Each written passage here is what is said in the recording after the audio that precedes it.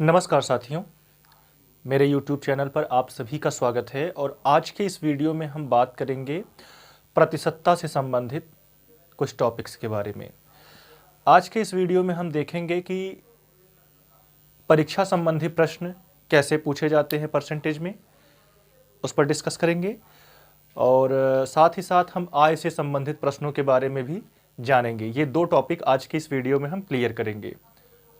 तो चलते हैं अपने पहले प्रश्न की तरफ और पहला प्रश्न देखते हैं।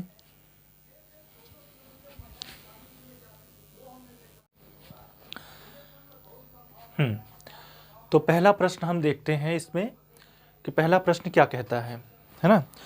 तो प्रश्न से पहले हम कुछ टर्म्स इसके हैं जिसके बारे में थोड़ा समझ लेते हैं और फिर बाद में आपको प्रश्न सॉल्व करना हम सिखाते हैं। जैसे कि इसमें क्या होता है, एक उत्तीर्णांक होता है। उत्तीर्णांक, उत्तीर्णांक मतलब वो मिनिमम नंबर, उत्तीर्णांक मतलब वो कम से कम नंबर, मिनिमम नंबर जो कि पास होने के लिए आवश्यक है। यानी कि अगर इससे कम नंबर अगर आप पाए तो आप फेल हो जाओगे। बात समझ में आया? वो होता है उत्तीर्णांक। एक होता है पूर्णांक। पूर्णांक का मतलब होता है 100%, 100%। इसका मतलब है कि जितने भी विषय आपके हैं तो विषय का कुल अंक कितने का है। जैसे आप 10वीं क्लास में या 12वीं क्लास में पढ़ते होंगे, जैसे 10वीं क्लास में कोई पढ़ रहा है तो उसका पूर्णांक भाई हर सब्जेक्ट 100-100 नंबर का होता है। और सारे सब्जेक्ट को अगर मिला लिया जाए तो 600 नंबर का होता है। तो 600 नंबर क्या है? पूर्णांक है ना, यानी पूरा अंक। पूर्णांक मतलब पूरा अंक। तो यहां पे हम बात करेंगे अधिकतम अंक कहें या पूर्णांक कहें, एक चीज है। और ये उत्तीर्णांक, उत्तीर्णांक का मतलब कि उतना नंबर आपको पाना जरूरी है। तो जैसे हमारा ये पहला प्रश्न है, प्रश्न देखिए ध्यान से। प्रश्न में हमसे ये कहा जा रहा है कि एक परीक्षा में उत्तीर्ण होने के लिए, मतलब पास होने के लिए कितना नंबर लाना है? 35% अगर आप लाते हो तो परीक्षा में आप क्या हो जाओगे? पास हो जाओगे। तो एक बच्चा है, एक विद्यार्थी है, वो क्या करता है कि 40 अंक उसको मिलते हैं। कितने नंबर मिलते हैं? 40 नंबर उसको मिलते हैं और 30 नंबर से वो फेल हो जाता है। इसका मतलब है कि 40 नंबर ये और 30 नंबर जो वो फेल हो गया है, अगर वही 30 नंबर उसको मिल जाता तो उसके नंबर 35% अंक हो जाते और वो परीक्षा में क्या हो जाता? पास हो जाता। यानी कि 35% की जो वैल्यू है, मान है, वो 40 और 30 क्या है? 70 है। ठीक। तो अगर 35% का मान 70 है तो भाई 1% का मान क्या होगा? 70/35। फिर हमसे यहां क्या पूछ रहा है कि अधिकतम अंक बताइए। अधिकतम अंक का मतलब क्या होता है? पूर्णांक, यानी 100% का मान, 100% का मान बताइए। अच्छा ये बताओ कि जब 1% का मान आपको पता लग जाए तो क्या आप 100% का मान निकाल सकते हो? भाई 1% का है कितना? 70/35। तो 100% का गुणे 100, 35 से कम 35 और 35 दूनी 70। 2 गुणे 100 करोगे तो कितना आएगा? 200। यानी कि पूरा जो अधिकतम अंक है या जिसको हम कहें पूर्णांक है, वो कितने नंबर का है? 200 नंबर का। तो ऑप्शन ए हमारा क्या रहेगा? सही रहेगा। ठीक है, तो नोट कर लो इसको।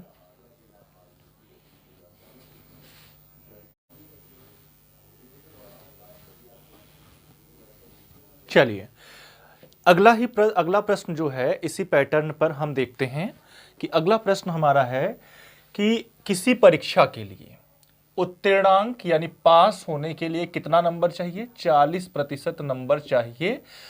और 40% नंबर आपको मिल जाएगा तो आप क्या हो जाओगे? पास हो जाओगे। लेकिन हुआ क्या कि एक विद्यार्थी है, उसको कितना नंबर मिला? 185 अंक प्राप्त हुए। कितना प्राप्त हुआ?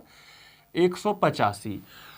15 अंकों से वो क्या हो गया? 15 अंकों से वो फेल हो गया। अगर इसको 15 अंक वापस इसको दे दिया जाए, अगर इसको दे देता तो ये पास हो जाता। पास हो जाने का मतलब उसको 40% अंक मिल जाते। तो आइए इसको हम पास कर दें, यानी कि 15 नंबर इसको हम दे दें। तो 15 नंबर इसको देने से हुआ क्या कि ये जो वैल्यू है वो 40% की क्या हो गई, बराबर हो गई। यानी कि 40% का जो मान है 185 में आप 15 जोड़ोगे तो आएगा 200। तो 1% का मान कितना हो जाएगा, 200 बटे में 40। ठीक, अब हमसे पूछा क्या है, हमसे पूछा है कि अधिकतम अंक कितने हैं, यानी पूर्णांक कितना है। तो पूर्णांक कितना है का मतलब 100% का मान पूछ रहा है। पूर्णांक मतलब हमेशा 100% आपको रखना है। जब भी आपसे पूछे कि पूर्णांक बताइए तो हमेशा आप क्या करोगे, 100% का मान ज्ञात करोगे। यानी कि 200 बटे 40 गुणे 100, यानी कि 0 0 से कट गया, 4 एकम 4 और 4 पंजे 20, 5 गुणे 100 यानी 500। तो कौन सा ऑप्शन सही होगा, ऑप्शन डी। ठीक है, तो चलिए इसको नोट कर लीजिए, फिर चलते हैं नेक्स्ट प्रश्न पर।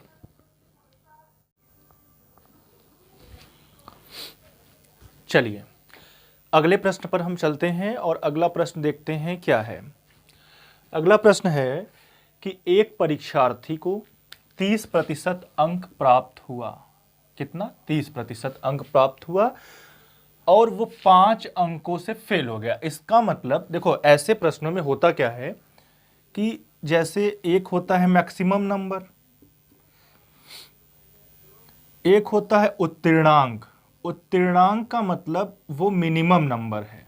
उत्तीर्णांक वो ऐसा मिनिमम नंबर है कि इसके नीचे आप जाओगे तो फेल हो जाओगे। ठीक, और उसके ऊपर जाओगे तो भाई पास तो हो ही। ठीक, ये आपका एक ऐसी लाइन है उत्तीर्णांक जहां पर आपको पहुंचना ही पहुंचना है, तभी आप पास होगे। तो ऐसे प्रश्नों में अगर जिसको फेल कर दिया गया, मतलब वो नीचे आ गया नंबर, जैसे यहां पे चाहिए 30 नंबर, पास होने के लिए आपको मान लो चाहिए 30 नंबर, अगर आप पाए 25 नंबर, ठीक, यानी कि गैप कितने नंबर का हो गया, 5 नंबर का गैप हुआ है। यानी कि अगर जो 25 नंबर आपको मिला है, अगर वो 5 नंबर और दे दें तो आप 30 पे पहुंच जाओगे। ठीक, और इसी तरीके से मान लो किसी आदमी, किसी विद्यार्थी को मिला 50 नंबर, 50 नंबर मिला, तो 50 नंबर मिला तो कितना ज्यादा है भाई,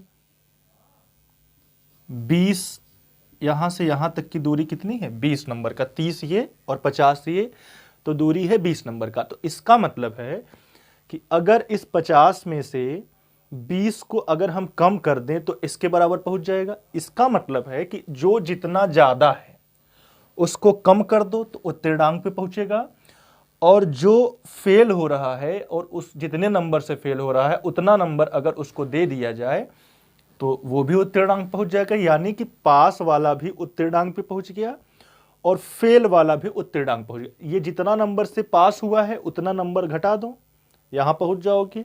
ये जितने नंबर से फेल हुआ है उसको उतना नंबर दे दो तो वो भी यहां पहुंच जाएगा। इसका मतलब है तब दोनों का मान उत्तीर्णांक के बराबर हो जाएगा।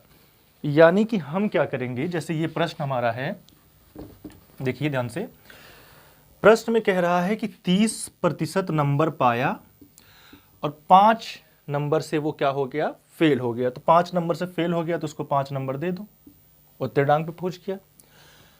फिर दूसरा जो आदमी है उसको 40% नंबर मिला, 40%, और वो 10 नंबर न्यूनतम अंक से यानी उत्तीर्णांक से क्या हुआ, 10 नंबर ज्यादा पाया, तो उसके 10 नंबर कम कर दो तो ये भी उत्तीर्णांक पे आ गया, मिनिमम नंबर पे आ गया, ये 10 घटा दिया। ठीक, अब यह आपका प्रश्न सॉल्व हो गया। अब इसके बाद क्या करना है, इसके बाद आपका केवल कैलकुलेशन है। ठीक, तो जैसे 40% है, ये 30%, अगर इधर ले जाएंगे तो 40%, भाई ये प्लस है तो ये जाके क्या होगा, माइनस होगा 30%, और ये 10%, 10 नंबर जो है ये क्या है, यहाँ पे माइनस है तो इधर जाएगा तो प्लस, यानी 5 + 10। तो इसका मतलब 10% का जो मान है ना वो कितना हो गया, 15 हो गया। अच्छा ये बताओ कि जब 10% का मान आपका 15 है तो 1% का मान कितना होगा, 15/10, 1% का मान 15/10। तो 1% का मान 15/10। अब आपसे पूछ क्या रहा है, अगर आपसे पूर्णांक पूछता, अगर पूछता पूर्णांक, तो आप क्या करते कि 100% का मान निकालते, ठीक। लेकिन आपसे पूछा क्या है, उत्तीर्ण होने के लिए आवश्यक न्यूनतम अंक। भाई ये भी आवश्यक न्यूनतम अंक है और ये भी आवश्यक न्यूनतम अंक है। तो कहने का मतलब ये देखो, दोनों का मान जो है आवश्यक न्यूनतम अंक यानी उत्तीर्णांक पर पहुंच गया है। तो इसका मतलब है कि या तो आप 30% का मान निकालो और 5 जोड़ दो, तब भी आपका मिनिमम नंबर आ जाएगा पास होने के लिए। और दूसरा, या तो आप 40% का मान निकालो और उसमें से 10 घटा दो, तब पर भी आपको उत्तीर्णांक मिल जाएगा, ठीक। तो देखते हैं कि हम 30% का मान निकाल लें। भाई देखो, 1% का मान कितना है, 1% का मान 15/10 है। तो भाई 30% का मान कितना हो जाएगा, 15/10 गुणे 30, यानी कि 0 0 से कट गया और 15 तियां 45। 45 अंक हो गया 30% का, और 5 अंक उसमें जोड़ दें तो उत्तीर्णांक पे पहुंच जाएगा, यानी 45 और 5 50। 50 अंक है जो आपका वो क्या है, न्यूनतम आवश्यक अंक है पास होने के लिए, यानी कि उत्तीर्णांक है। तो ऑप्शन ए हमारा क्या होगा, सही होगा। तो समझ में आया आप लोगों को ऐसा प्रश्न कैसे सॉल्व करना है, कि जो ज़्यादा है उसको कम कर दो उतना, जो कम है उसको ज़्यादा कर दो, इसका मान आ गया। अगर आपसे पूर्णांक कहता है तो आप 100% की वैल्यू निकालिए। अगर आपको पास होने के लिए न्यूनतम अंक की बात करें तो आपको क्या करना है, यहाँ पे जो मान दिया रहे या यहाँ पे जो मान दिया रहे, अगर इसे 30% दिया है तो 30% का मान निकाल के 5 जोड़ दो, या 40% का मान निकाल के 10 घटा दो, तो दोनों का मान आ जाएगा, ठीक है। चलते हैं अगले प्रश्न पर। चलिए, तो अगला प्रश्न हम देखें इसी पैटर्न पर। अगला प्रश्न ये कह रहा है कि एक परीक्षार्थी 30% अंक प्राप्त किया और 108 अंकों से फेल हो गया। मतलब कि परीक्षार्थी को मिला कितना, 30% अंक मिला। कितने नंबर से फेल हो गया, जितने नंबर से फेल हो गया तो उतना नंबर दे दे तो उत्तीर्णांक पे पहुंच जाएगा। यानी कि 30% अंक में आप क्या जोड़ना है, 108 जोड़ देना है। 108 जोड़ देंगे तो वो क्या होगा, उत्तीर्णांक पे यानी मिनिमम नंबर जो पास होने के लिए चाहिए वहां पर पहुंच जाएगा। फिर आगे देखते हैं क्या लिखा है कि दूसरे परीक्षार्थी ने, एक दूसरा परीक्षार्थी है, उसको मिला कितना नंबर, 52% नंबर, और वो जो है उत्तीर्ण होने के लिए जो आवश्यक अंक है ना, उससे कितना ज्यादा है, 24 ज्यादा है। तो जो ज्यादा है उसको कर दो कम, तो ये भी उत्तीर्णांक पे पहुंच गया, ठीक। अब इतना मान आते ही ना आपका प्रश्न हो गया सॉल्व। ये मान आपने निकाल लिया तो मामला जो है ठीक हो गया। तो इसका मतलब है कि आप पहले पक्षांतरण करो और 1% की वैल्यू आपको पता हो जाए।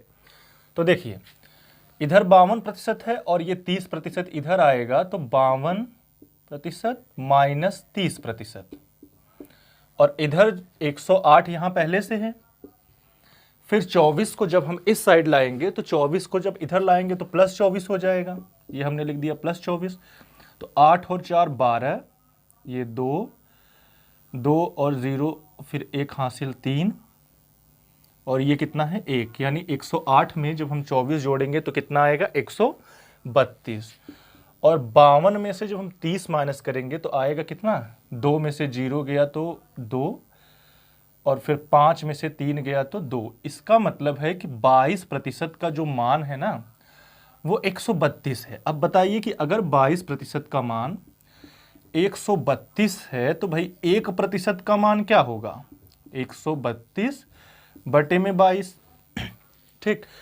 अब जैसे आपसे पूछा है क्या, अब इसको लिख देने से बाद में आप 1% का मान निकाल लो। 1% का मान जब आप निकाल लोगे तब आपसे जो पूछा जाए उसको आप दे सकते हो उसका जवाब। जैसे पूर्णांक पूछा है, पूर्णांक मतलब 100%, तो भाई 1% का मान अगर आपको मिल गया तो बताइए 100% बराबर क्या, 1% वाले मान में आप 100 से गुणा कर दोगे तो 1% का मान कितना है, 132 बटे में 22, ये 1% का मान है। और जैसे ही आप इसमें 100 से गुणा कर दोगे वो आपका आ जाएगा क्या, पूर्णांक। तो इसको सॉल्व कर लो, 11 दूनी 22 और 11 एकम 11 और 11 दूनी 22 12 और इसको कर देंगे 6, यानी कि जो पूर्णांक आपका आया, पूर्णांक आपका आया कितना, 600 अंक। यानी जो विषय था वो पूरा कितने अंकों का था, 600 अंकों का। तो ये आपका पूर्णांक आया 600 अंक। अब कम से कम कितने प्रतिशत अंक चाहिए उत्तीर्ण होने के लिए, तो सोचो, आप सोचो कि उत्तीर्ण होने के लिए कितने प्रतिशत अंक चाहिए। अगर अंकों की बात करें, अगर अंकों की बात करें तो आप 30% का मान निकाल करके आप क्या करोगे, 30% का मान निकाल करके उसी में 108 जोड़ दोगे तो आपका अंक आ जाएगा। चलो पहले हम मान को अंकों में निकालना सीख ले और फिर हम प्रतिशत में निकाल लेंगे, ठीक। तो देखिए जरा सा भाई, 1% का मान इतना है, तो आप सोचिए कि 30% का मान कितना होगा। 30% का मान 132 बटे में 22, ये 1% का मान है। और इसी में जब हम 30 से गुणा कर देंगे तो हमको जो मान मिलेगा वो कितने प्रतिशत का होगा, 30% का। यानी कि इसको अभी हमने सॉल्व किया था तो 11 से कटा था 2 और ये 12 से कटा था ना, और ये 2 छंग 12 और 6 तिरिक 18 मतलब 180, ये आ गया 30% का वैल्यू। और जब हम इसमें 108 जोड़ देंगे, 108 जोड़ देंगे तो ये आ जाएगा मिनिमम नंबर पास होने के लिए। यानी कि 0 में 8 जोड़ा तो 8, 8 में 0 जोड़ा तो 8, 1 1 2, 288 नंबर।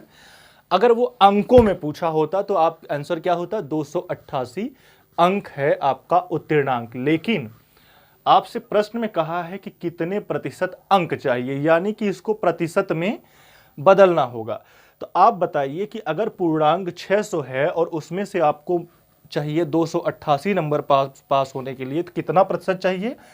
तो उसको हम कैसे निकालते हैं कि 288 बटे में 600 गुणे 100, इसी को हम बदल लें तो ये आपको मिनिमम अंक ये है पास होने के लिए। और इसी को जब हम प्रतिशत में बदलना होगा तो वो अंक बटे में पूर्णांक और गुणे 100, यानी कि 0 0 से कट गया। अब 6 से भाग दे तो 6 चौक 24, फिर बचा 4, 6 8 48, यानी कि 48% अंक। अगर प्रतिशत में पूछे कि उत्तीर्णांक कितना है, मिनिमम पासिंग मार्क कितना है, तो 48%। और अंकों में पूछे तो 288 अंक, ठीक है। तो नोट कर लीजिए आप सभी, फिर चलते हैं अगले प्रश्न पर।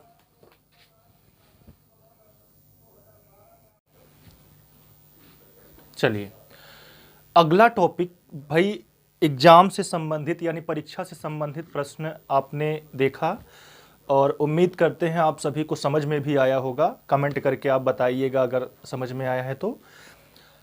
अब हम बात करेंगे आय पर आधारित प्रश्न यानी सैलरी बेस्ड क्वेश्चन।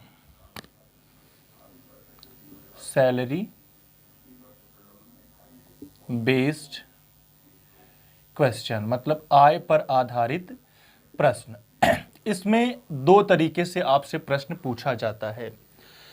एक पूछता है, जैसे प्रश्न आपसे कहा कि रमेश अपनी आय का 10% किराए पर खर्च करता है, रेंट पर किराया, 15% बच्चों की शिक्षा पर खर्च करता है और 25% अन्य खर्च करता है ना, अन्य खर्च पर खर्च करता है। तो आपको यहां पे एक बचत दे देगा, बचत है ना, बचत कुछ पैसा दे देगा। और आपसे पूछेगा कि बताइए उसकी आय क्या थी। ठीक है, और जो दूसरे टाइप का प्रश्न पूछेगा यही चीज रहेगा उसमें भी। उसमें रहेगा कि जैसे 10% किराए पर खर्च किया, तो वो कहेगा कि अपनी आय का 10% किराए पर खर्च किया। फिर उसमें एक सेंटेंस, एक वर्ड जोड़ दिया जाएगा शेष का, तो शेष का 15% शिक्षा पर खर्च करता है। फिर शेष का यानी जो बचा उसका 25% अन्य खर्चों पर खर्च करता है। और फिर यहां पे एक बचत दे देगा और पूछेगा कि भाई इसकी आय कितनी है। तो ऐसे प्रश्नों को कैसे सॉल्व किया जाता है, आइए हम प्रश्न पर डिस्कस करते हैं। तो चलिए, तो हम आय पर आधारित प्रश्न पर पहला प्रश्न देखते हैं, जो कि पहले टाइप का हमारा प्रश्न है। और ये प्रश्न है क्या कि 25% घर के किराए पर। आइए देखते हैं, अजय जो है इसको जितना वेतन मिलता था उसका 25% घर के किराए पर, ये घर के किराए पर। फिर 5% खाद्यान्न पर हो गया। फिर 15% किस पे है, यात्रा पर है। ठीक है, और इसके बाद क्या है, 10% कपड़ों पर खर्च करता है, 10% कपड़ों पे खर्च करता है। ये आपका खर्च हो गया उसका सारा। ठीक, तो खर्च कितना हुआ टोटल, तो 25 5 30, 30 10 40, 40 5 45 और 10 55। तो 55% उसने अपने वेतन का खर्च कर दिया। ठीक, अच्छा ये बताओ कि जैसे किसी का वेतन होता है या आय होता है तो वो अपने आप में कितना होता है, वो अपने आप में होता है 100%। ठीक, अपने आप में 100%।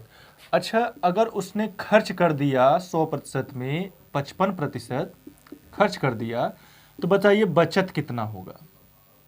बचत तो क्या करेंगे, 100% में से 55 माइनस करेंगे तो हमें क्या पता लग जाएगा, इसका बचत कितना है, यानी कि 45% इसका क्या हो जाएगा, बचत। बचत को अगर हम प्रतिशत में बात करें तो 45%।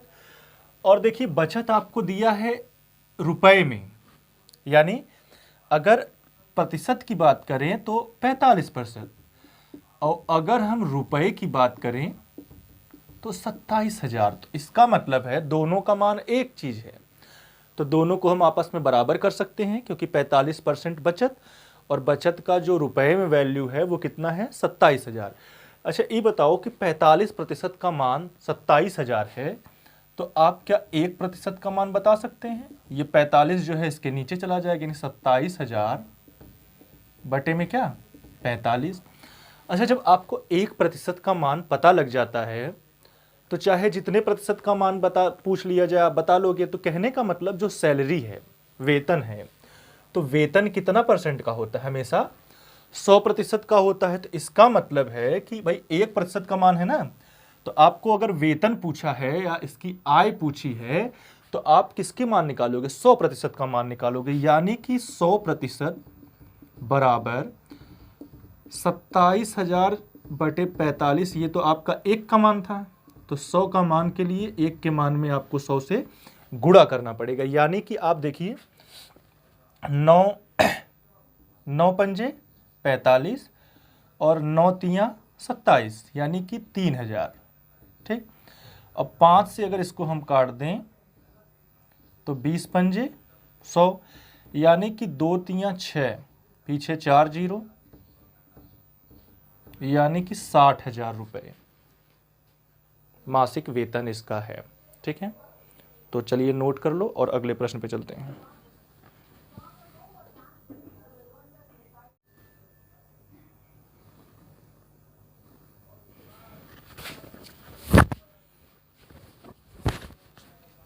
चलिए, हमने पहले टाइप का प्रश्न देखा और इसके बाद अब हम देखेंगे दूसरे टाइप का प्रश्न, आय पर आधारित कैसे पूछा जाता है, जिसमें शेष का लगा होता है।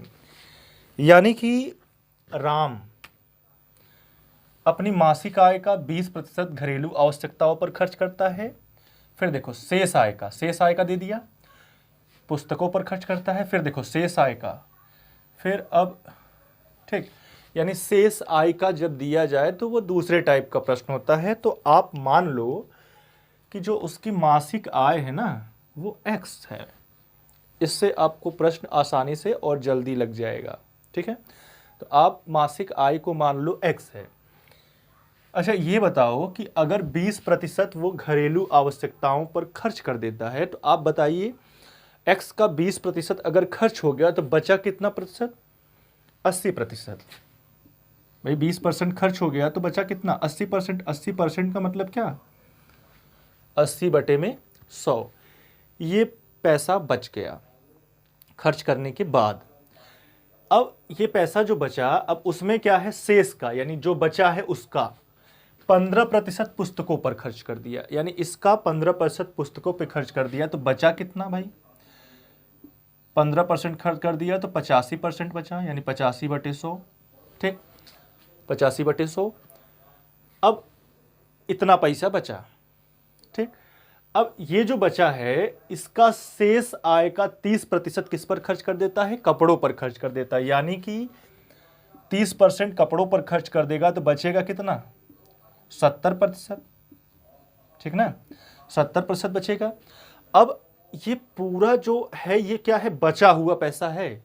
ये पूरा जो आपको मिला है इस साइड वो बचा हुआ पैसा है। तो अब बचा हुआ पैसा प्रश्न में भी दिया है, ये आपने जो बचाया है वो है, और ये प्रश्न में दिया है कितना? 9520। ये दोनों भाई दोनों बचत है, तो इसका मतलब दोनों को हम बराबर कर दें, और बराबर करके जो मान कट रहा है उसको हम क्या कर दें? काट दें। यानी कि देखो 0 0 से कट गया, ये इससे कट गया। ठीक, अब देखिए 5 से अगर इसको हम 4 से काटे, 2 से काटें तो 2 चौक 8 और 2 पंजे 10। इसको हम 5 से काटें अगर तो 20 पंजे 100 और 17 पचे 85। ठीक, जो कटना था कट गया, अब ये और कटेगा। 2 दूनी 4 और 2 पंजे 10। फिर इससे काट दें, 2 दहा में 20। ठीक, अब बचा क्या क्या है वो देखते हैं।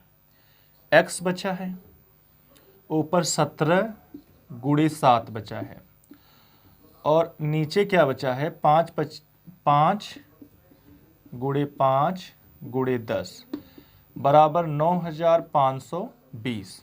ठीक है, अब आइए इसको हम सॉल्व करते हैं, और x का मान, चूंकि देखो इतना सॉल्व करने के बाद आपका प्रश्न तो हो गया, अब बाकी का बचा क्या है? कैलकुलेशन बचा है। यानी x का मान अगर आपको निकालना है, बराबर जिसका मान निकालना होता है उसको हम एक तरफ रखते हैं और बाकी को वहां से हटाना पड़ता है। तो भाई x को एक तरफ रखो, बाकी सारी संख्याओं को उधर भेजना है। तो पक्षांतरण करने के बाद आपको पता है कि जो गुणा होता है वो भाग हो जाता है, और जो भाग होता है वो गुणा हो जाता है, और अंश वाला हर में चला जाएगा और हर वाला अंश में चला जाएगा। यानी कि 9520 इधर पहले से है, लिख दिया पहले से है। तो अब ये 5 पचे 25 दहा में 250 ऊपर चला जाएगा, बटे में अब इस 17 गुणे 7 नीचे आ जाएगा भाई, 17 गुणे 7। अब हम इसको काटते हैं, देखते हैं जो जिस नंबर से कट जाए उसको काट करके x का मान निकालते हैं। देखो 17 से अगर हम काटें,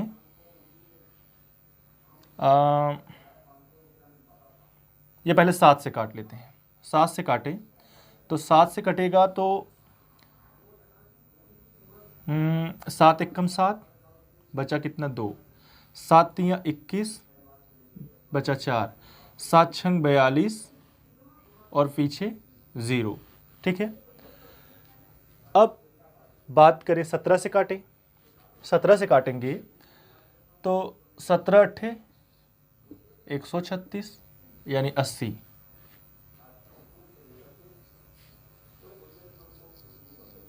ठीक, 80।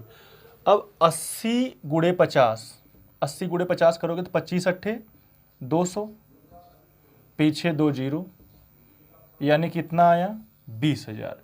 यानी जो उसका वेतन था वो कितना था? 20,000 रुपये था। ठीक है, तो अगर समझ में आ गया होगा तो आप इसको नोट कर लीजिए, और एक बार हम इसको फिर से समझाते हैं। देखिए, जैसे उसने अपनी मासिक आय का 20% खर्च कर दिया घरेलू काम पे, तो मासिक आय का 20% खर्च किया तो बचा कितना? 80%। फिर ये बचत है। अब शेष का यानी जो बचा है, शेष का मतलब क्या होता है कि जो बचा है उसका 15%। तो 15% खर्च किया पुस्तकों पर, तो बचा कितना, 85%। और फिर ये बचत है। अब इसमें जो बचा है यानी शेष का मतलब जो बचा है उसका 30%, उसका 30% खर्च कर देंगे 70%। तो ये एक तरफ बचत हमने जो निकाला वो बचत है, और एक तरफ प्रश्न में आपको बचत दे दिया है। तो भाई दोनों बचत है तो आपस में क्या होंगे, जब दोनों बचत है तो आपस में बराबर होंगे। और फिर इसके बाद पक्षांतरण करके हमें x का मान निकालना है। इतना काम करने के बाद आपका क्वेश्चन सॉल्व। इसके बाद रह जाता है केवल कैलकुलेशन करने का, और कैलकुलेशन करने की आप सभी प्रैक्टिस करते रहा करिए, है ना, ताकि स्पीड आपकी बन जाए। ओके, तो हमें जहाँ तक समझ में आया है कि आपको ये चीज़ें क्लियर हो गई होंगी, आय पर आधारित प्रश्न और परीक्षा पर आधारित प्रश्न। अगर इससे संबंधित कोई भी प्रश्न अगर आपको नहीं आता है तो आप कमेंट में टाइप करिएगा, उसको हम आपको बताएंगे। Okay, thank you.